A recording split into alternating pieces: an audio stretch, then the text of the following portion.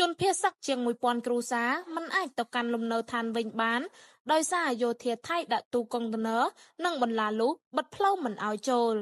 មានប្រជាពលរដ្ឋភៀសសឹកប្រមាណជាង 1000 គ្រួសារនៅភូមិព្រៃច័ន្ទនិងភូមិជោគជ័យនៃស្រុកអូជ្រៅខេត្តបន្ទាយមានជ័យកំពុងបន្តស្នាក់នៅជំរំសុវត្ថិភាពដោយមិនអាចទៅកាន់លំនៅឋានវិញបានដោយសារទាហានឈ្លានពានថៃដាក់ទូកុងតឺន័រនិងបន្លាលូកបិទផ្លូវមិនឲ្យចូលភូមិនិងផ្នែកខ្លះទៀតនៃភូមិទាំងពីរ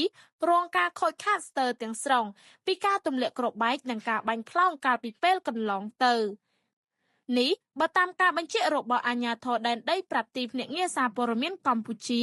AKP អំឡុងពេលចុះផ្ដិតយកទិដ្ឋភាពជនភៀសសឹកនេះនៅមណ្ឌលសុវត្ថិភាពវត្តច័ន្ទស៊ីសាមគ្គីរតនារាមស្ថិតក្នុងឃុំគោបស្រុកអូជ្រៅខេត្តបន្ទាយមានជ័យកាលពីរសៀលថ្ងៃទី4ខែមករាឆ្នាំ2026ក្រសួងមហាផ្ទៃបានឲ្យដឹងថាគិតពីម៉ោង1រសៀលដល់ម៉ោង6ល្ងាចថ្ងៃទី4ខែមករាឆ្នាំ2026មានជនភៀសសឹកចំនួន25,407 នាក់បន្ថែមទៀតបានបន្តវិលទៅលំនៅឋានវិញដូច្នេះក្នុងចំណោមជនភៀសសឹកសរុបជាង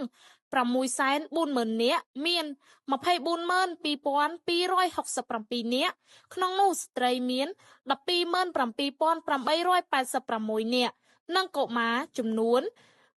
78,907 នាក់បន្តស្នាក់នៅជំរំ